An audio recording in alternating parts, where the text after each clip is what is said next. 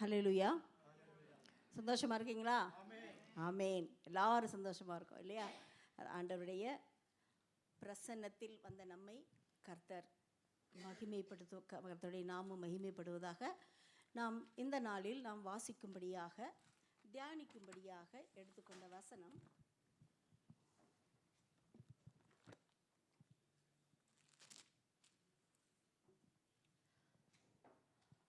தாவீது கோலியாத்து கதை. யாருக்கெல்லாம் தெரியும்? எல்லாருக்கும் தெரியும். எல்லாருக்கும் தெரியும். கண்ணா எங்க வெளியே போயிட்டானா? ஏன்னா நம்முடைய கிறிஸ்தவ அந்த முறைப்படி வராதவங்களுக்கு அந்த கதை தெரியாது இல்லையா? ஜஸ்ட் ஒரு ஐடியா இருக்கலாம். கோலியாத் பெரிய ஒரு அரக்கன், ஒரு ஜெயண்ட் இல்லையா? தாவீது சின்ன பையன், ஆடு மேய்த்து கொண்டிருந்த பையன். அவங்களுக்கு 2 பேர்த்துக்கும் சண்டையில் ஜெயிச்சிட்டாங்க இல்லையா? அப்போது தாவீது வெற்றி பெற்றான். யார் வெற்றி பெற்றது? தாவீது. அது ஒரே ஒரு ரீசன் சொல்லுங்கள், ஏன் வெற்றி பெற்றான்?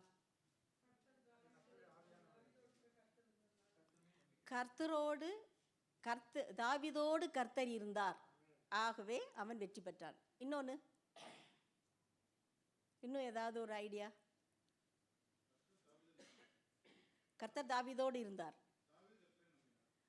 தாவீது கர்த்தரை நோக்கியதால் கர்த்தர் தாவீதோடு இருந்தார். ஆனால் இவனும் தேவனை நோக்கி பார்த்ததினால் அவன் வெற்றி அடைந்தான். ஓகே, இன்னும்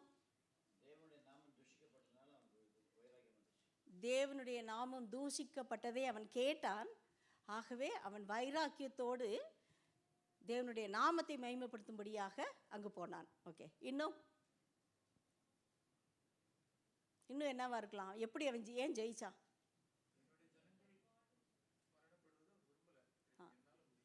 என்னால் முடியும். என்னுடைய ஜனங்களை, என்னுடைய தேவனை அவர்கள் நிந்திக்கிறார்கள். என்னுடைய ஜனங்கள் அவங்க முன்னால் அடிபட்டு இருக்காங்க, தோக்க போகிறாங்க. அதை நினைக்கும் போது அவன் வைராக்கியமாக போனான். அதனால அவன் ஜெயிச்சான். இன்னும் தேவனுடைய கிருபை அவனை வழி நடத்தினது. ஆகவே தேவனுடைய கிருபை. சரி நம்ம பார்க்கலாம். ஒரு 7 விதமான காரியங்களை பார்க்கலாம். அவன் ஏன் வெற்றி அடைந்தான்? அப்போ நாமும் கூட வெற்றி அடையணும் அப்படின்னா இந்த 7 காரியங்களை நாம் கடைபிடிக்கும் போது நமக்கும் கூட தேவன் வெற்றியை தருவார். வாசிங்க. இது ஷார்ட்டாக வந்த ஸ்டோரி சொன்னோம்னா, பெலிஸ்தியர், இஸ்ரேல் ஜனங்கள், அவங்க 2 பேருக்கும் சண்டை நடந்துக்கிட்டு இருக்கு. ஒவ்வொரு நாளும் அந்த கோலியாத் பெரிய ஜெயண்ட்டு ஒவ்வொரு நாளும் வந்து சொல்லுவான், நீங்கள் யாராவது ஒருத்தர் என் கூட சண்டை போடுவாங்க, அவனை மட்டும் நான் கொன்னுட்டேன்னா நீங்கள் எங்களுக்கு அடிமை, நான் அவன் என்ன கொன்னுட்டானா நாங்கள் உங்களுக்கு அடிமைன்னு சொல்லி அவன் சொல்லியிருப்பான். ஆனால் ஒவ்வொரு நாளும் ஒவ்வொரு ஆளும் போய் யாருமே போகவே கிடையாது. தாவீது அவங்க அப்பா 3 அண்ணன்மார்கள் அங்கே சண்டைக்கு போயிருக்காங்க. அப்போ அவங்களுக்கு சாப்பாடு கொடுக்கறதுக்காக கொஞ்சம் சாப்பாடு, ரொட்டி துண்டெல்லாம் கொடுத்துட்டு அவங்க எப்படி இருக்காங்கன்னு கேட்டுட்டு வா அப்படின்னு அவங்க அப்பா அனுப்புகிறாரு தாவீது சாப்பாடு கொண்டு வர்றாரு இல்லையா? அப்போது சாப்பாடு கொண்டு வரவர் இதை கேட்குறான். இவன் எப்படி நம்முடைய தேவனை இவன் தூஷிக்கிறான் அப்படின்னு கேட்கும்போது சவுல்கிட்ட சொல்கிறாங்க. சவுல் தான் ராஜா, இஸ்ரேல் ஜனங்களுக்கு சவுல் ராஜா. அப்போ சவுல் சொல்கிறாரு, உன்னால் முடியாதுப்பா, நீ சின்ன பிள்ளையா இருக்கேன்னு. இல்லை, எனக்கு ஒரு சான்ஸ் கொடுங்க, நான் இது பண்ணேன்னு சொல்லும்போது அவங்க சான்ஸ் கொடுக்காங்க. அவன் வெட்டி வீழ்த்துறான், ஒரு கூழங்கல் வச்சு அடித்து துரத்திடான். ஓகே, இதுதான் உடைய ஸ்டோரி இல்லை? இப்போ நம்ம பார்க்க வேண்டியது, அவன் ஏன் வெற்றியை கண்டு கொண்டான். முதலாவதாக நாம் படிக்கலாம்.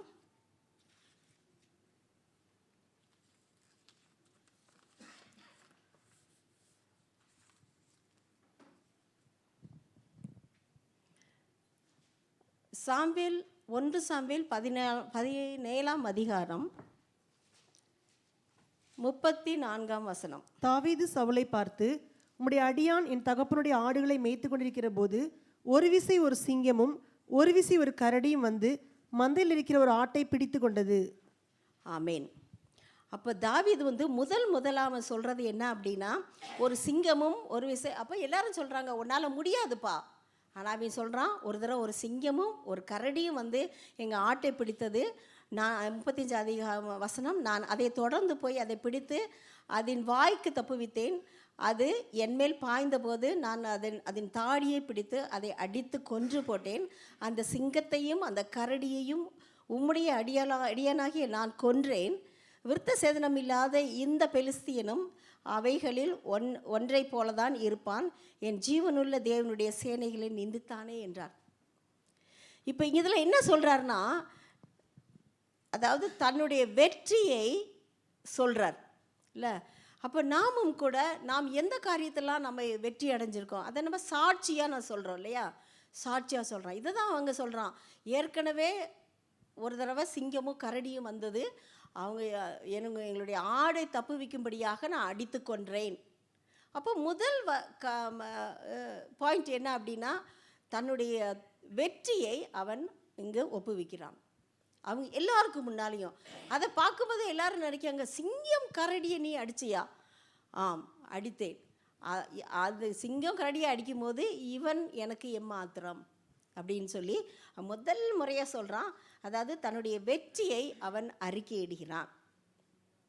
சங்கீதம் 103:2 நமக்கு எல்லாருக்கும் தெரிஞ்சது, என் ஆத்துமாவே கர்த்தரை ஸ்தோத்திரி, அவர் செய்த சகல உபகாரங்களையும் மறவாதே. அவர் நமக்கு செய்த சகல உபகாரங்களையும் மறவாதே. அதே மாதிரி உபாகமம் 4:10 உன் கண்கள் கண்ட காரியங்களை நீ மறவாது படிக்கும், உன் ஜீவனுள்ள நாளெல்லாம் அவைகள் உன் இருதயத்தை விட்டு நீங்காதபடிக்கும் நீ எச்சரிக்கையாய் இருந்து உன் ஆத்துமாவை ஜாக்கிரதையாய் காத்துக்கொள், அவைகளை உன் பிள்ளைகளுக்கு உன் பிள்ளைகளின் பிள்ளைகளுக்கும் அறிவிக்க கடவாய். அதாவது நம்முடைய சாட்சி என்பது நித்தியமாக பிள்ளைகளுக்கு நாம் அறிவிக்க கடவாய். அதே தான் யாத்திராகமம் 12:14 சொல்லப்படுகிறது, அந்த நாள் உங்களுக்கு நினைவு கூறுதலாக இருக்க வேண்டிய நாள். அப்போ அந்த ஒரு தேவன் கொடுத்த வெற்றியை நாம் மறவாதபடிக்கு நாம் நம்முடைய இருதயத்தில் பதித்து வைக்க வேண்டும். அவர் எப்படியாக மன்னாவை கொண்டு போஷித்தார், அவர் எப்படியாக சவாலாக இருந்த கடலை 2ஆக பிளந்தார், எப்படியாக யோர்தான் நதியை பிளந்தார், இந்த காரியங்கள் எல்லாவற்றையும் நாம் நினைத்து கர்த்தருக்கு நன்றி சொல்ல வேண்டும். நம்முடைய சாட்சியை பிள்ளைகளுக்கு சொல்லும்படியாக நாம் கடந்து வர வேண்டும். இது முதல் காரியம். 2வதாக 37 பின்னும் தாவீது, என்னை சிங்கத்தின் கைக்கும் கரடியின் கைக்கும் தப்புவித்த கர்த்தர் இந்த பெலிஸ்தியனுடைய கைக்கும் தப்புவிப்பார் என்றான். அப்பொழுது சவுல் தாவீதை பார்த்து, போ, கர்த்தர் உன்னோடு கூட இருப்பாராக என்றார். நீ போ, கர்த்தர் உன்னோடு கூட இருப்பார். இது 2வது வார்த்தை என்றால் கண்டிப்பாக நான் வெற்றியை அடைவேன் என்ற விசுவாச வார்த்தை. இந்த விசுவாச வார்த்தை பாருங்க, கர்த்தர் இந்த பெலிஸ்தியனுடைய கைக்கு தப்புவிப்பார் என்றான். அப்பொழுது சவுல் அவனோடு சொல்கிறான், நீ போ. அப்போ என்னை கண்டிப்பாக தப்புவிப்பார் என்ற விசுவாச அறிக்கை நமக்கு வேண்டும். செய்ய மாட்டாரோ இல்லையோ, ஒருவேளை எனக்கு இது கிடைக்குமோ இல்லையோ, அப்படி இல்லாதபடிக்கு கர்த்தர் என்னைக்கு செய்வார், என்னை தப்புவிப்பார், அவருடைய கைகளிலிருந்து என்னை தப்புவிப்பார் அப்படின்னு சொல்லி நம்ம விசுவாச அறிக்கை சொல்லணும். அதே 23:5 சத்துருக்களுக்கு முன்பாக நீர் எனக்கு ஒரு பந்தியை ஆயத்தப்படுத்தி என் தலையை அபிஷேகம் பண்ணுகிறேன், என் பாத்திரம் நிரம்பி வழிகிறது.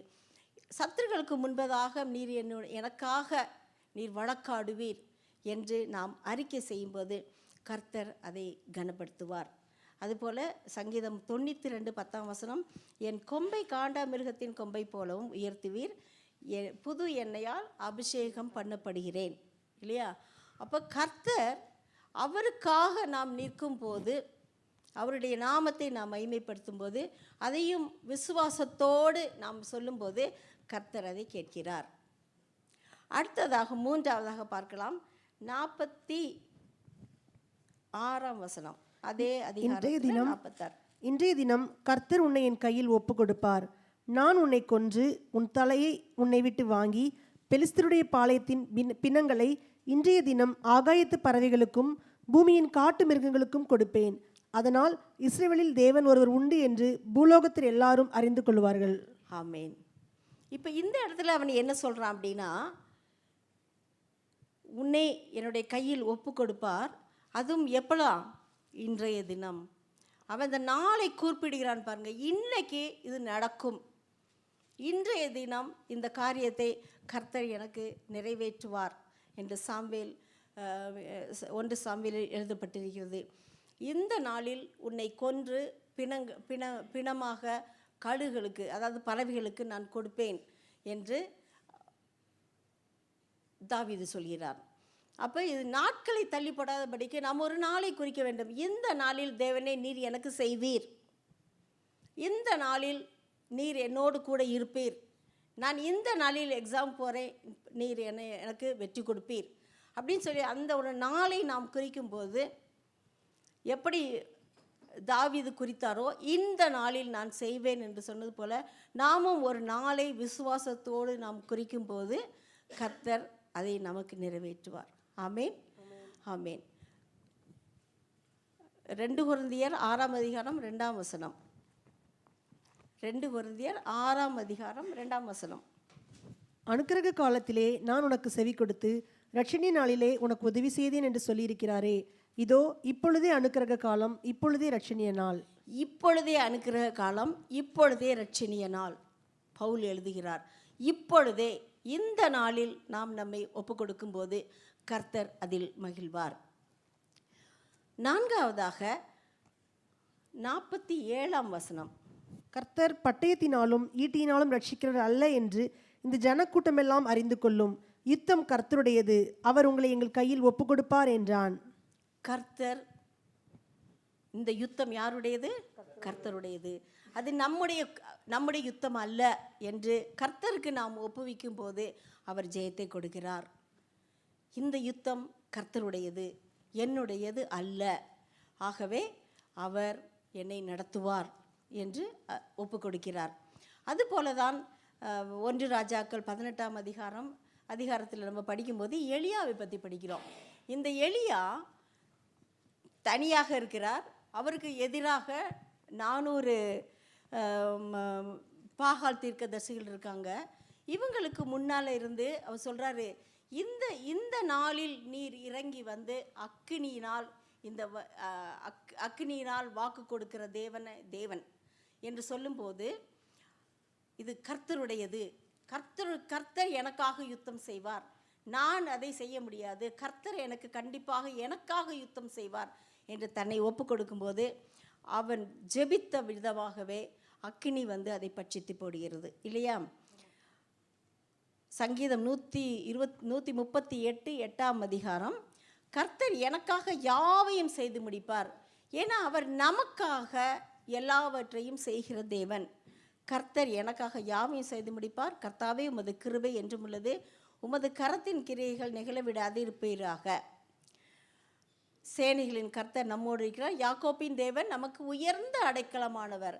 ஆகவே கர்த்தர் கையில் அந்த யுத்தத்தை நாம் ஒப்பு கொடுக்கும்போது அவர் நேர்த்தியாக செய்கிறார். ஆகவே நமக்கு ஒரு காரியத்தில் நம்ம ஜெயம் வேண்டுமென்றால் ஆண்டவருடைய கையில் ஒப்பு கொடுக்கணும். ஒப்பு கொடுக்கும்போது அவர் ஜெயத்தை கொடுக்கிறார். அடுத்து 40ஆம் அதே அதிகாரத்தில் 40ஆம் வசனம். தன் தடியை கையிலே பிடித்து கொண்டு ஆற்றில் இருக்கிற 5 கூழாங்கல்லுகளை தெரிந்தெடுத்து அவைகளை மேய்ப்பருக்குரிய தன்னுடைய அடைப்பை பையிலே போட்டு தன் கவனை தன் கையிலே பிடித்து கொண்டு அந்த பெலிஸ்தனிலே போனான். தன் தடியை கையிலே பிடித்து கொண்டு ஆற்றில் இருக்கிற 5 கூழாங்கற்களை எடுத்துக்கொண்டு தன்னுடைய மேய்ப்பனுக்குரிய ஒரு பேக் இருக்கு இல்லையா, அந்த அடைப்பையில் வைத்து கொண்டு கவனையும் கையில் பிடித்து கொண்டு அந்த பெலிஸ்தியன் இடத்துல போனான். இப்போ அவனோட கையில் ஒரு ஆயுதம். நாமும் கூட ஜெயிக்க வேண்டுமென்றால் நமக்கு ஆயுதம் தேவை. இப்போ கோலியாத்துடைய ஆயுதம் என்று சொல்லும்போது அவனுக்கு கவசம் இருக்குது, அவனுக்கு பட்டயம் இருக்குது, அவன் கத்தி இருக்குது, என்ன ஃபுல் பாடி ப்ரொடெக்டிவாக இருக்கும். அவன் கையில் எல்லா ஆயுதமும் கொடுக்கப்பட்டிருக்கும். ஆனால் அந்த ஆயுதத்தை வந்து சவுல் வந்து இவர் கொடுக்குறாரு, தாவீது கொடுக்காரு. ஆனால் தாவீது சொல்கிறான், எனக்கு இதெல்லாம் பழக்கம் இல்லை, நான் இருக்கிற ஆளு இவ்வளோ தம்மா தான் இருக்கேன், எனக்கு இதெல்லாம் போட முடியாது, நான் போகிறேன். கர்த்தருடைய நாமத்தில் நான் போகிறேன் அப்படின்னு சொல்லி போகும்போது அவன் எடுத்துக்கொண்ட ஆயுதங்கள் 5 கற்கள், 5 கூழாங்கற்கள் இல்லையா? இந்த கூழாங்கற்கள் அப்படின்னா அதை பற்றி நான் நிறைய புக்கில் படிச்சிருக்கேன். கூழாங்கற்கள் என்பது உருண்டையா இல்லையா? இந்த ஆற்றில் ஓடி ஓடி ஓடி ஓடி ஓடி பல ஆறுகள் கடந்து வரும்போது அது அப்படியே உருண்டு உருண்டு உருண்டு உருண்டு உருண்டு நல்ல ரவுண்டாக சாஃப்டாக ஒரு முழு பூர்ணமாக இருக்கும் இல்லையா? 5 கற்களை எடுத்துக்கொள்கிறான். 5 கற்கள் என்று சொல்லும்போது இது பூரணமான கற்கள், குறி வச்சு அடிக்கிறதுக்கு வசதியான கற்கள். அது உருண்டு உருண்டு வந்ததுனால அது நல்ல ஸ்ட்ராங்காக இருக்கும் இல்லையா? அது ஒன்று. இன்னொன்று 5 கற்கள் என்று சொல்லும்போது நம்முடைய ஆண்டவராகிய இயேசு கிறிஸ்துவுக்கு 5 காயங்கள் உண்டு இல்லையா? அப்போ அது ஒரு திஷ்டாந்தரமாக 5 கற்களை அவன் எடுக்கிறான். இன்னொன்று என்ன இருக்கலாம் அப்படின்னா, அந்த காத்து தேசத்தில் குடியிருந்த கோலியாத்தோட கூட பிறந்தவங்க 5 பேர். அப்போது அதுக்கு பின்னால் உள்ள அதிகாரத்தை நீங்கள் படிக்கும்போது நாளாகமத்தில் எழுதப்பட்டிருக்கு, அவங்க எல்லாரையுமே இஸ்ரவேல் ஜனங்கள் முறித்து போடுகிறார்கள். அப்போ இவனோட ஐடியா என்ன அப்படின்னா, ஒரு வேளை இவனை அடித்து இவன் வீழ்ந்துட்டானா அவனுடைய தம்பி ஒரு வேளை பின்னால் நிற்கலாம் இல்லையா? சரி, இப்படியே 2-3 பேர் பின்னால் இருந்தாங்கன்னா அவங்களுக்கு கல் வேணும் இல்லையா? அப்போ முன்கூட்டியே அவன் கையில் எடுத்துக்கொண்டது 5 கற்கள் இல்லை. ஆனால் அவனுக்கு கர்த்தருடைய கிருபையினால 5 கற்கள் யூஸ் ஆகவே இல்லை. ஒரே கல்லை அவன் அடிக்கிறான். அப்போ கர்த்தருடைய நாமத்தில் நான் வருகிறேன் என்று சொல்லி அந்த கல்லை எடுத்து அந்த ஆயுதத்தை யூஸ் பண்ணுறான். அப்போ நமக்கு ஒரு ஆயுதம் இருக்க வேண்டும் என்றால் எபேசியர் 6ஆம் அதிகாரம் 13ஆம் வசனத்தில் தேவனுடைய சர்வாயுத வர்க்கங்களை நாம் எடுத்துக்கொள்ள வேண்டும். அப்போ நமக்கென்று இந்த உலகத்தில் நாம் யுத்தம் செய்யும்போது, சத்துருக்களோடு யுத்தம் செய்யும்போது நமக்கும் கூட ஆயுதம் தேவைப்படுகிறது. சத்தியம் என்னும் கச்சை, நீதி என்னும் மார்க்கவசம். சத்தியம் என்னும் கச்சையை உங்கள் அறையில் கட்டினவர்களாயும், நீதி என்னும் மார்க்கவசத்தை தரித்தவர்களாயும், சமாதானத்தின் சுவிசேஷத்திற்குரிய ஆயத்தம் என்னும் பாதரட்சியை கால்களிலே தொடுத்தவர்களாயும், பொல்லாங்கு நெய்யும் அக்கினி அஸ்திரங்களை எல்லாம் அவித்து போடத்தக்கதாய் எல்லாவற்றிற்கும் மேலாக விசுவாசம் என்னும் கேடகத்தை பிடித்துக்கொண்டவர்களாயும் நில்லுங்கள். விசுவாசம் என்னும் கேடகம், ஆயத்தம் என்னும் பாதரட்சை, நீதி என்னும் மார்க்கவசம், சத்தியம் என்னும் கச்சை. இப்போ இதெல்லாம் அப்போ என்ன நம்ம கையில் இருக்கணும்னா, சத்தியம் இருக்கணும், நீதி இருக்கணும், ஆயத்தம் இருக்கணும், விசுவாசம் இருக்கணும். இந்த காரியங்கள் நம்ம உடையவராக இருந்து நாம் யுத்தத்திற்கு போகும்போது அதில் கர்த்தர் ஜெயத்தை கொடுக்கிறார். ஆமேன், ஆமேன். 2 கொரிந்தியர் 10ஆம் அதிகாரம் 4ஆம் வசனம் அதே தான் சொல்கிறாங்க.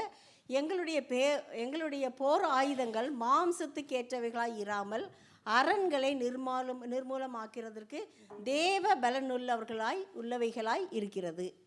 ஆகவே நம்முடைய சண்டைகளுக்கு நம்ம மாம்சத்தினால் எதை மேற்கொள்ள முடியாது.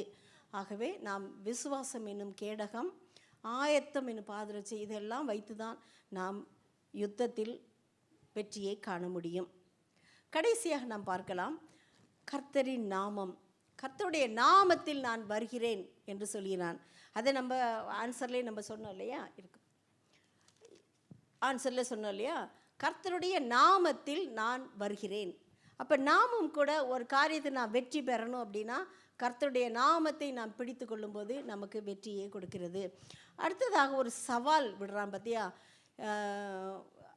சவால் விடுறான் கர்த்தாவே. அதாவது 46வது வசனத்தில் 2வது பகுதி, நான் உன்னை கொன்று உன் தலையை உன்னை விட்டு வாங்கி பெலிஸ்தருடைய பாளையத்தின் பிணங்களை இன்றைய தினம் ஆகாயத்து பறவைகளுக்கும் பூமியின் காட்டு மிருகங்களுக்கும் கொடுப்பேன். அதனால் இஸ்ரவேலில் தேவன் ஒருவர் உண்டு என்று பூலோகத்தில் எல்லாரும் அறிந்து கொள்வார்கள். இஸ்ரவேலின் தேவன் ஒருவர் உண்டு என்று இந்த பூலோகத்தில் உள்ளவர்கள் எல்லாரும் அறிந்து கொள்வார்கள் அப்படின்னு ஒரு சவால். அவனுடைய சவால் பாருங்கள், எவ்வளோ சுத்தமாக எல்லா பூலகத்தார் எல்லாரும், அங்கே இருக்கிறவங்க மட்டும் சொல்லலாமே, பூலகத்தார் எல்லாரும் அவனுக்கு தெரியும் இது வேதத்தில் எழுதப்படும். இன்றைய தினம் கூட நம்ம அவனை பற்றி வாசிக்கிறோம் அப்படின்னா பூலகத்தில் உள்ள எல்லா ஜனங்களும் இதை அறிந்து கொள்வார்கள் அப்படின்னு சொல்லி அவன் அதுக்கு சவால் விடுறான். சிவந்த சமுத்திரம் ஒரு சவாலாக இருந்தது இஸ்ரவேல் ஜனங்களுக்கு. ஆனால் அதை வெற்றி கண்டார்கள். யோர்தான் நதி ஒரு சவாலாக இருந்தது, அதை அவர்கள் வெற்றி கண்டார்கள். எரிகோ கோட்டையும் கூட சவாலாக இருந்தது அவர்களுக்கு முன்பதாக. துதியினால் அதை உடைத்து போட்டார்கள். அதுபோல் எலியா பற்றி நம்ம படித்தோம். எலியா கூட சவால் விடுகிறார். 400 பாகால் தீர்க்கதரிசிகள் முன்பதாக சொல்கிறார். 1 சாமுவேல் 17:37 கர்த்தாவே நீர் தேவனாகிய கர்த்தர் என்றும் தேவரீர் தங்கள் இருதயத்தை மறுபடியும் திருப்பினீர் என்றும் இந்த ஜனங்கள் அறியும்படிக்கு என்னை கேட்டருளும் என்று எலியா சொல்லும்போது கர்த்தர் அதை நிறைவேற்றுகிறார். நானே தேவன் என்பதை அவர் உறுதிப்படுத்துகிறார். ஆகவே நாம் பார்த்த இந்த 7 காரியங்கள் உண்டு. முதலில் நாம் அடைந்த வெற்றியை நாம் சொல்லி நம்முடைய அடுத்த வெற்றிக்கு அது உறுதுணையாக இருக்கும். அடைய போகிற வெற்றியை, கர்த்தர் கொடுக்க போகிற வெற்றியை நமக்கு சொல்லும் போதும் கூட கர்த்தர் நமக்கு வெற்றி கொடுக்கிறார்.